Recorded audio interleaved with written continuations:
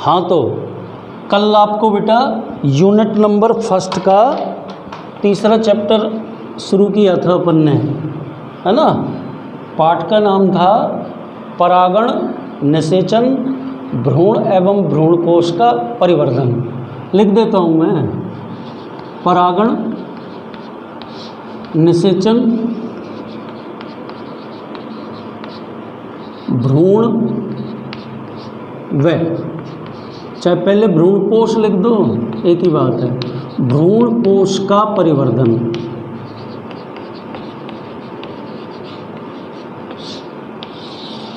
ये पाठ का नाम हो गया बेटा।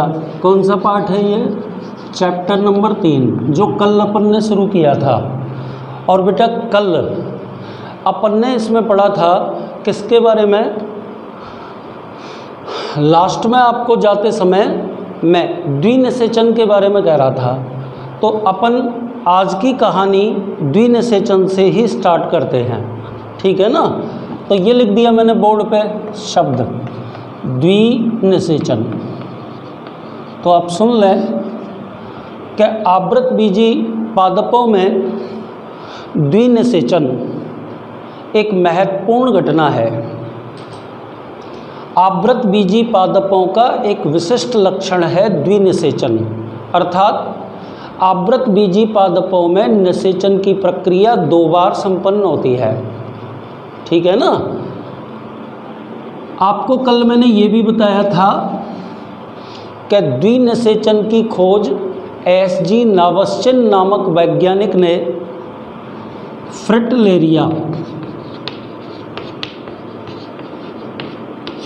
फ्रिटलेरिया एवं लिलियम नामक पादपों में की। ये बताया था बेटा कल मैंने आपको, ठीक है ना। आगे चलिए, द्विनिषेचन की प्रक्रिया में आपको कल मैं बता रहा था कि आवृत बीजी पादपों में निषेचन की क्रिया 2 बार संपन्न होती है, ठीक है। प्रथम बार होने वाले निषेचन को प्रथम निषेचन कहते हैं, ठीक है। इसे युग्मक संलयन या वास्तविक निषेचन भी कहते हैं, वास्तविक निषेचन भी कहते हैं।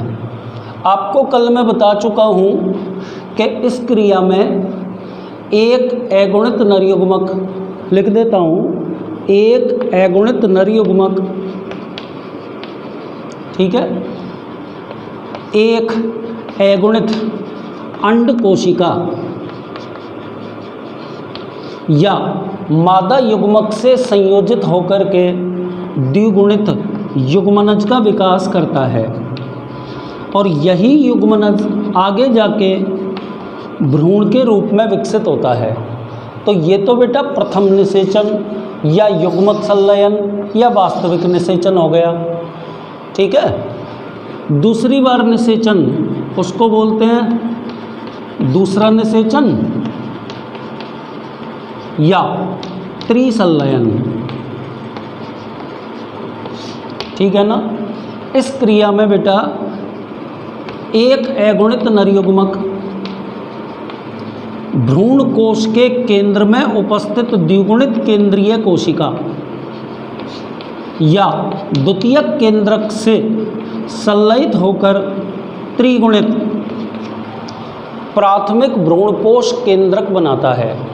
और यही त्रिगुणित प्राथमिक भ्रूणकोश केंद्रक आगे जाके भ्रूणकोश का विकास करता है।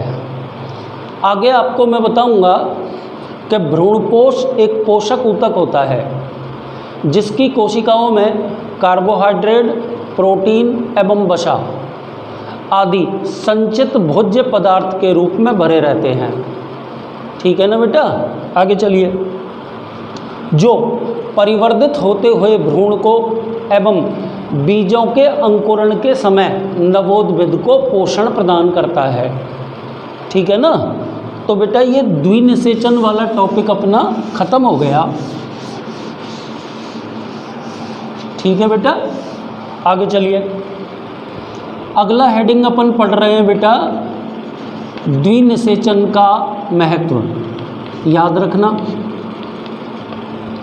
देखो बेटा, इसमें आपको 4 पॉइंट बोलने पड़ेंगे। मैं बता रहा हूँ एक एक करके, चारों को ध्यानपूर्वक सुनना। देखिए, द्विनिषेचन की क्रिया आवृत बीजी पादपों का विशिष्ट लक्षण है। पहला पॉइंट तो आप यही बोल देंगे कि आवृत बीजी पादपों में द्विनिषेचन की प्रक्रिया विशिष्ट रूप से पाई जाती है। पॉइंट नंबर पहला। पॉइंट नंबर दूसरे पर आइए। युग्मक संलयन की क्रिया द्वारा एक अगुणित नर युग्मक अगुणित मादा युग्मक या अंड कोशिका से संयोजित होकर द्विगुणित युग्मनज या जाइगोट बनाता है। ठीक है, यह द्विगुणित युग्मनज या जाइगोट भ्रूण के रूप में विकसित होता है। तो भ्रूण का विकास भी द्विनिषेचन की क्रिया के परिणाम स्वरूप होता है। तीसरी बात पे आ जाइए बेटा। त्रिसंलयन की क्रिया के द्वारा आवृत बीजी पादपों में त्रिगुणित प्राथमिक भ्रूणपोष केंद्रक बनता है। ठीक है ना, आगे चलिए। यही त्रिगुणित प्राथमिक भ्रूणपोष केंद्रक आगे भ्रूणपोष का विकास करता है। ठीक है ना। और बेटा, भ्रूणपोष एक पोषक ऊतक है, जो मैं आपको बता चुका हूँ, परिवर्धित होते हुए भ्रूण को पोषणता उपलब्ध करवाता है। और बेटा, चौथा पॉइंट आप क्या बोल देंगे कि आवृत बीजी पादपों में द्विनिषेचन की प्रक्रिया बीजों की जीवन क्षमता व बीजों के जीव द्रव्य के पुनर्विन्यास और नवीनीकरण के लिए आवश्यक है। तो आपको ना ये चारों की चारों बातें इसके अंदर कहनी हैं। एक बार मैं दोबारा रिपीट कर देता हूँ, आप ध्यानपूर्वक सारी बातों को सुन लें। देखिए बेटा, द्विनिषेचन का महत्व है ना। देखिए, द्विनिषेचन की प्रक्रिया आवृत बीजी पादपों का विशिष्ट लक्षण है। दूसरा पॉइंट, इस क्रिया के द्वारा भ्रूण का विकास होता है। ठीक है, और आप सब जानते हैं कि भ्रूण के परिवर्धन से ही नव पादप बनता है। क्लियर है। तीसरे पॉइंट पर आ जाइए। द्विनिषेचन की क्रिया द्वारा इन पादपों में भ्रूणपोष विकसित होता है। भ्रूणपोष विकसित होता है। ठीक है ना, त्रिगुणित होता है। और भ्रूणपोष की कोशिकाओं में विभिन्न संचित पोषक पदार्थ पाए जाते हैं, जो भ्रूण के परिवर्धन के समय भ्रूण को पोषणता उपलब्ध करवाते हैं। एंड बेटा, चौथे पॉइंट को बोल दीजिए। आवृत बीजी पादपों में द्विनिषेचन की प्रक्रिया बीजों की जीवन क्षमता एवं उनके जीव द्रव्य के पुनर्विन्यास और नवीनीकरण के लिए आवश्यक होती हैं। तो बेटा, ये पूरा टॉपिक अपना ख़त्म हो गया। ठीक है ना, आगे चलिए बेटा। अब अपन पढ़ेंगे एक प्रश्न। देखो, 3 बातें पढ़ने वाले हैं। सबसे पहले तो बीज क्या होता है। दूसरी बात अपन ये पढ़ने वाले हैं बेटा कि बीजांड से बीज के निर्माण के समय होने वाले परिवर्तन कौन कौन से हैं। और तीसरी बात में अपन बीज का महत्व पढ़ेंगे। सुन लिया आप सबने। तो बेटा, अपन सबसे पहले शुरू कर रहे हैं कि बीज किसे कहते हैं। तो ध्यान से इसकी परिभाषा सुने। आपने छोटी कक्षाओं में पढ़ा भी होगा कि निषेचन के पश्चात बीजांड बीज के रूप में विकसित होता है। तो बस यही इसकी परिभाषा हो गई कि निषेचन के पश्चात बीजांड के परिवर्धन से विकसित होने वाली रचना बीज कहलाती है। ठीक है बेटा। अब आप क्या पढ़ रहे हैं कि बीजांड से बीज बनने के दौरान बीजांड का कौन सा भाग बीज के कौन से भाग का निर्माण करता है। ठीक है ना बेटा। तो देखो, इसमें इधर तो लिख दिया मैंने बीजांड के भाग, और बेटा इधर मैं लिख रहा हूँ बीज के भाग। तो अब मुझे आप बताओगे कि बीजांड के कौन कौन से भाग होते हैं। फिर आपको मैं ये बताऊंगा कि बीजांड के अलग अलग भाग बीज के कौन से भाग में रूपांतरित हो जाते हैं। देखिए आप बोर्ड पे, ठीक है ना। देखो सबसे पहले आप लिखिए, ध्यान से सुनना। देखो अपन को ना बीजांड के विभिन्न भागों के नाम लिखने हैं, ठीक है। जैसे ध्यान से सुनो, सबसे पहले मैंने लिख दिया बेटा बीजांड वृंत। नंबर 2 पे मैंने लिख दिया हाइलम। सब बीजांड के भाग हैं, सब आपके सुने हुए हैं। नंबर 3 पे लिख दिया मैंने, मान लीजिए बाह्य अध्यावरण। नंबर 4 पे मैंने लिख दिया, मान लीजिए अंतः अध्यावरण। नंबर 5 पे मान लीजिए मैंने लिख दिया बीजांड द्वार। नंबर 6 पर मैंने लिख दिया बीजांड काय। नंबर 7 पर मैंने लिख दिया अंड कोशिका। मान लीजिए नंबर 8 पर मैंने लिख दिया प्रतिमुखी और सहायक कोशिकाएं। और बेटा मान लो नंबर 9 पे मैंने लिख दिया, कौन सा भाग रह गया अब देखो, बीजांड वृंत हो गया, हाइलम या नाभिका, बाह्य अध्यावरण, अंतः अध्यावरण, बीजांड द्वार, बीजांड काय, अंड कोशिका, प्रतिमुखी और सहायक कोशिकाएं। लगभग सारे भाग आ गए।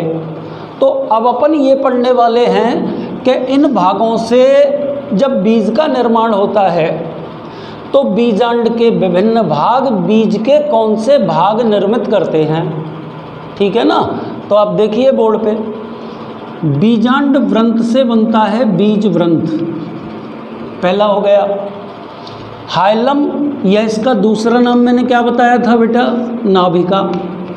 ये एक धब्बे के रूप में शेष रहती है, एक धब्बे के रूप में शेष रहती है। तीसरे पे क्या लिखा है, बाह्य अध्यावरण।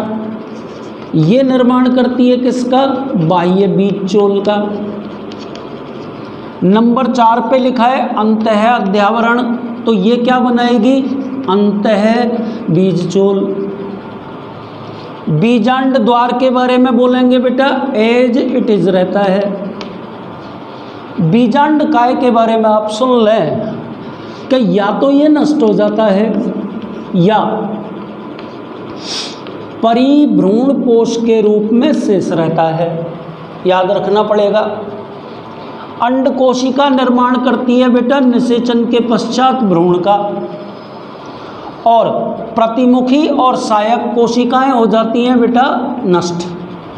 और एक 90 नंबर पे अपन और लिख देते हैं केंद्रीय कोशिका। केंद्रीय कोशिका या द्वितीयक केंद्रक, केंद्रीय कोशिका या द्वितीयक केंद्रक, ठीक है ना। ये भ्रूणपोष का निर्माण करती है। किसका निर्माण करती है, भ्रूणपोष का। तो बेटा ये आपका पूरा का पूरा टॉपिक खत्म हो गया। अब एक बार पूरे के पूरे टॉपिक को आप बोर्ड पर देखते रहें और जैसा मैं बोल रहा हूँ वो आप सुनते रहें, ठीक है ना। ध्यान से देखिए। देखिए बेटा, सबसे पहले तो आपको बीज की परिभाषा बोलनी है। मैं बोल रहा हूँ, निषेचन के पश्चात बीजांड के परिवर्धन से विकसित होने वाली रचना बीज कहलाती है, ठीक है। आगे चलिए।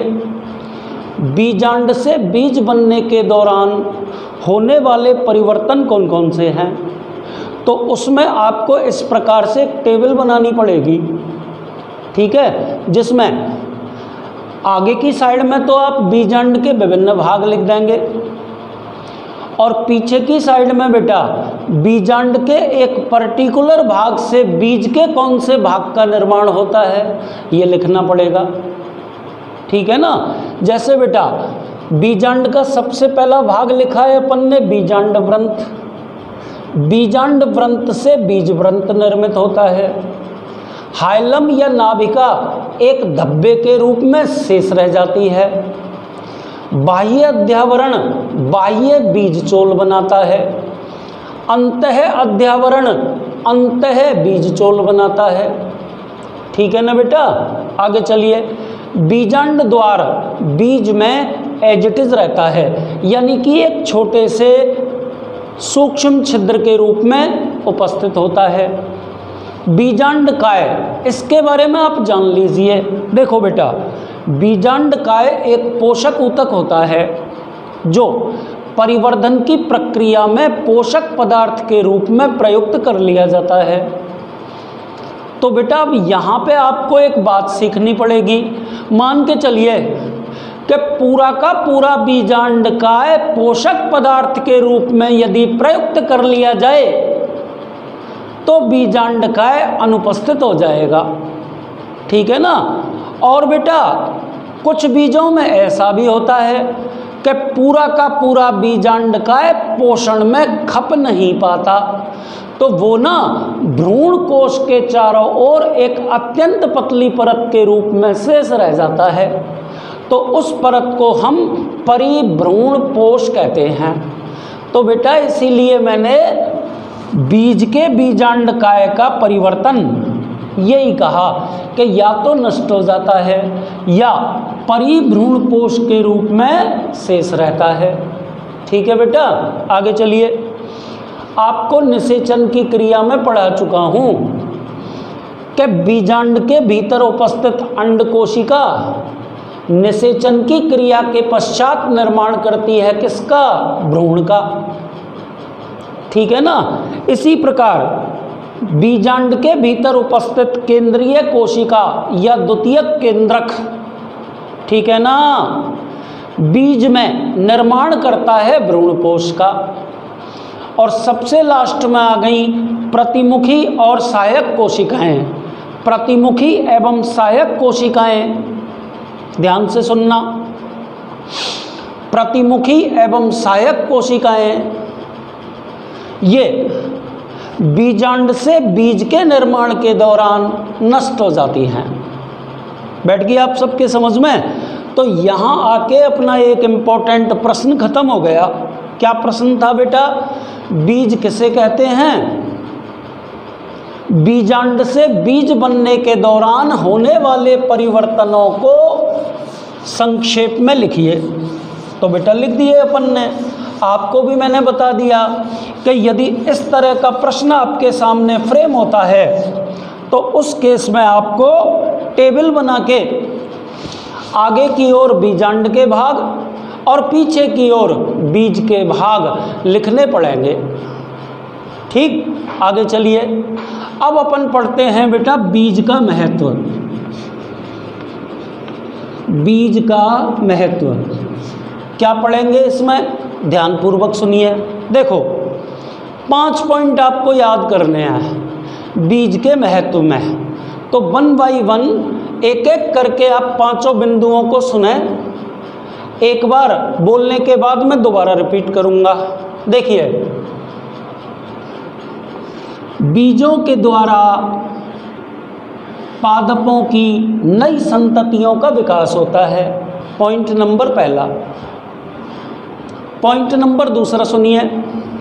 बीज लैंगिक जनन की प्रक्रिया के परिणाम स्वरूप विकसित होते हैं, अतः इनमें आनुवांशिक पुनर्योजन के कारण विभिन्नताएं उत्पन्न हो जाती हैं। ठीक है ना।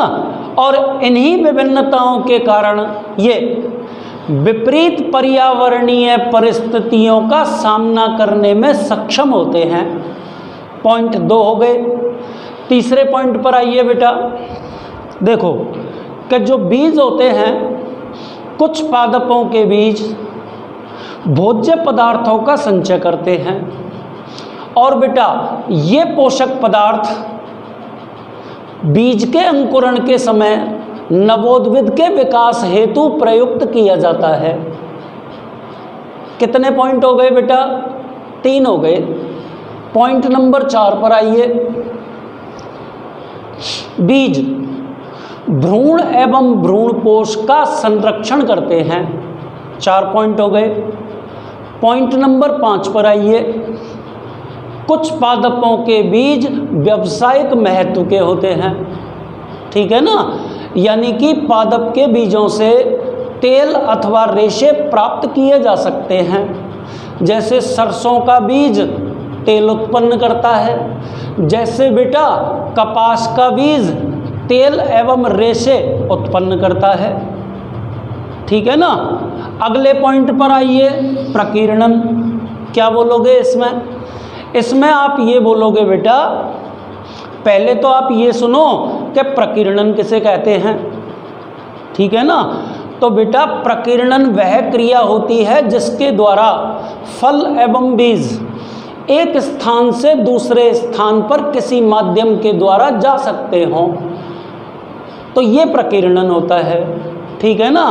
तो आप सुने, बीजों का प्रकीर्णन की क्रिया के द्वारा एक स्थान से दूसरे स्थान पर गमन हो सकता है।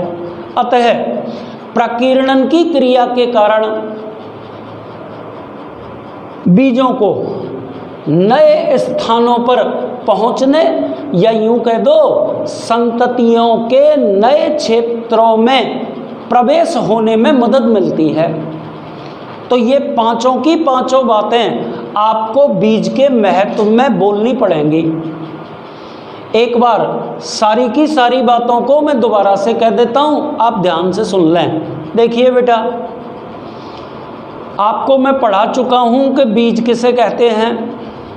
आपको मैं ये भी बता चुका हूं कि बीजांड से बीज बनने के दौरान क्या क्या परिवर्तन होते हैं। अब लास्ट में आपको मैं ये बता रहा हूं बेटा कि बीज का महत्व क्या है, तो आप ध्यान से सुनें। देखिए बेटा, सबसे पहली बात तो आप बोलेंगे कि बीजों के द्वारा पादपों की नई संततियां उत्पन्न होती हैं। पॉइंट नंबर पहला, गिनते चलिए। दूसरी बात क्या बोलोगे बेटा इसमें?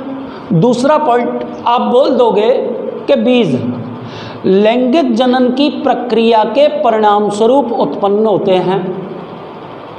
तो आनुवांशिक पुनर्योजन के कारण इनमें विभिन्नताएं पाई जाती हैं। और ये विभिन्नताएं बेटा, ये विभिन्नताएं बीज को विपरीत पर्यावरणीय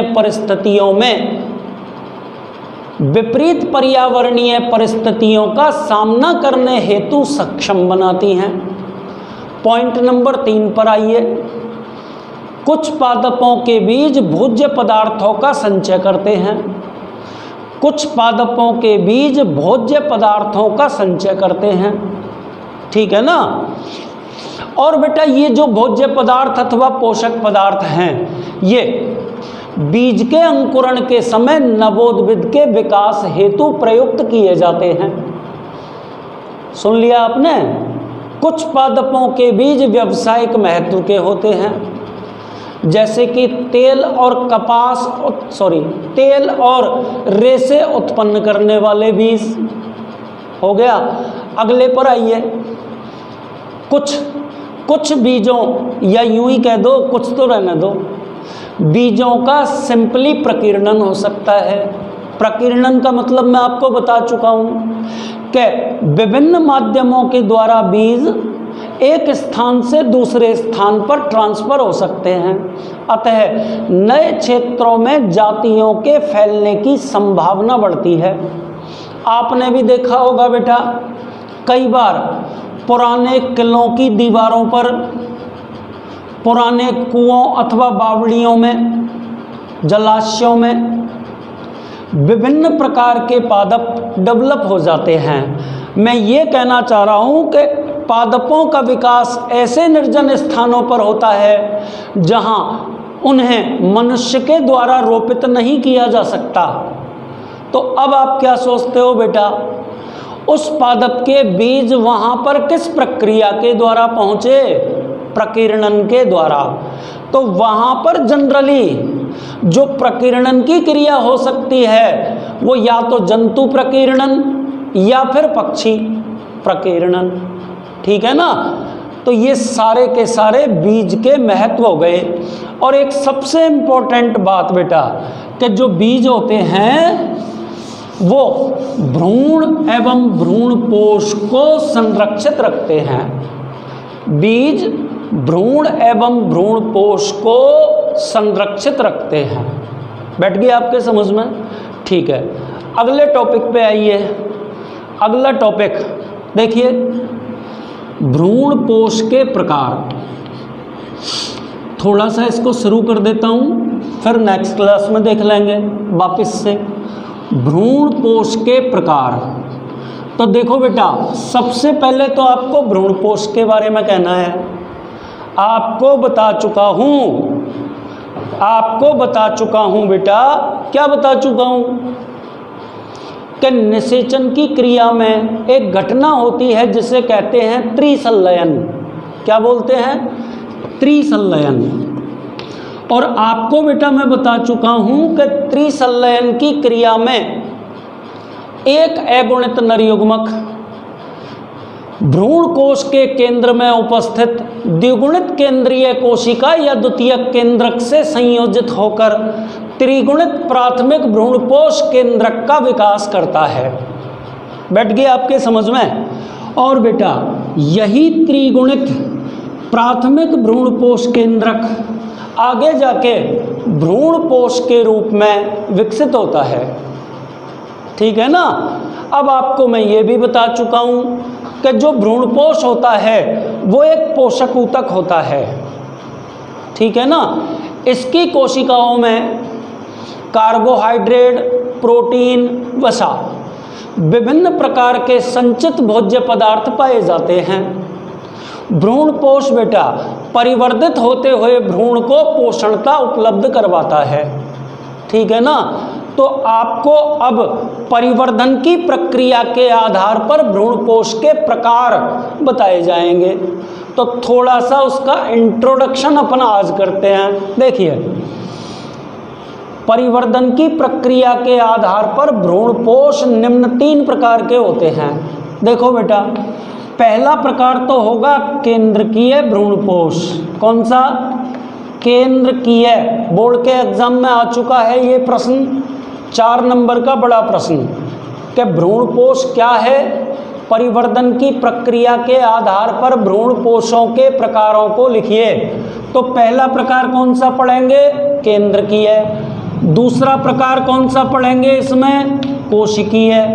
और तीसरा प्रकार कौन सा पढ़ेंगे इसमें? हैलोवियल। तीसरा और अंतिम प्रकार कौन सा? हैलोवियल। तो ध्यान से समझें, तीनों के बारे में संक्षेप में सुन लीजिए। देखो बेटा, सबसे पहला प्रकार है केंद्रकीय विभाजन, केंद्रकीय प्रकार। क्या बोलोगे इसमें?